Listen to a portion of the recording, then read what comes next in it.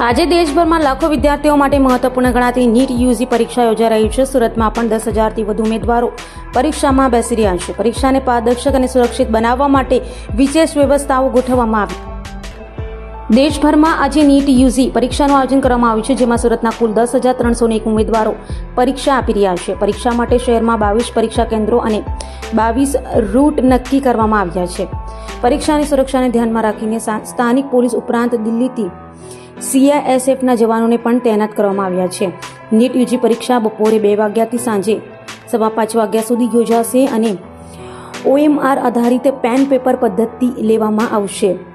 પરીક્ષામાં કુલ 180 પ્રશ્નો પૂછવામાં આવશે, જ્યારે કુલ 720 ગુણ નક્કી કરવામાં આવ્યા છે। નેશનલ ટેસ્ટિંગ એજન્સી દ્વારા ઉમેદવારોને સમયસર પરીક્ષા કેન્દ્ર પર પહોંચવાની ખાસ સૂચના આપવામાં આવી છે। ઉમેદવારોને સવારે 11 વાગ્યાથી બપોરે 1:30 વાગ્યા સુધી કેન્દ્રમાં પ્રવેશ આપવામાં આવશે, જ્યારે 10:30 વાગ્યા બાદ કોઈપણ ઉમેદવારને પ્રવેશ આપવામાં આવશે નહીં। આ વખતે NTA દ્વારા બાયોમેટ્રિક પ્રક્રિયા અંગે વિદ્યાર્થીઓને રાહત પણ આપવામાં આવી છે।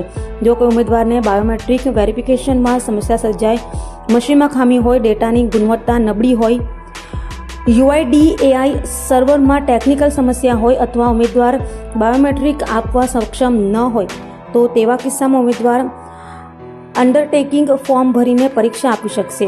ઉપરાંત સુપરવાઇઝરોને પણ પરીક્ષા દરમિયાન બાયોમેટ્રિક પ્રક્રિયાને લઈને ઉમેદવારોને અનાવશ્યક પરેશાન ન કરવા સૂચના આપવામાં આવી છે, જેથી વિદ્યાર્થીઓ નિર્વિઘ્ને અને શાંતિપૂર્ણ વાતાવરણમાં પરીક્ષા આપી શકે। મારું નામ બુટાણી રવિ છે। અત્યારમાં હું નીટ દેવા આવ્યો છું। આ 1 મહિનાનો ગાળો મળ્યો તો ફ્રેશર હોય એના માટે થોડુંક અઘરું પડે, પણ ડ્રોપર હોય એ સારી રીતના રિવિઝનને કવર કરી નાખે। અત્યારમાં એવું લાગતું નથી ઇઝી પેપર કાઢે જેવું સરકાર ઉપર પ્રેશર છે એમ। અત્યારે કાં મોડરેટ કાઢશે કાં હાર્ડ કાઢશે।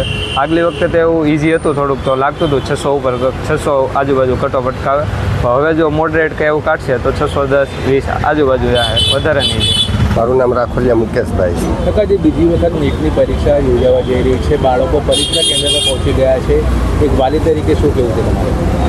આ બીજી વખત રીનીટ લેવાની એ બદલ છોકરાઓને ડબલ મહેનત કરવી પડી, અને પહેલાં 1 વર્ષની જે મહેનત કરી હતી એમાં પેપર લીક થયું એટલે છોકરાઓની મહેનત ફેલ ગઈ, અને જે ટાઈમ મળ્યો એ ટૂંકો ટાઈમ મળ્યો સાહેબ। 1 મહિનો 10-12 દિવસ, 1 મહિનો 10-12 દિવસની મહેનતમાં તો એ કેવડી તૈયારી કરે। 27 છોકરાએ રાત દિવસ મહેનત કરી અને પરીક્ષાની તૈયારી કરી, અને હવે સરકાર પાસેથી એ અપેક્ષા રાખીએ કે આમાં કોઈ સેનસાળા ન થાય।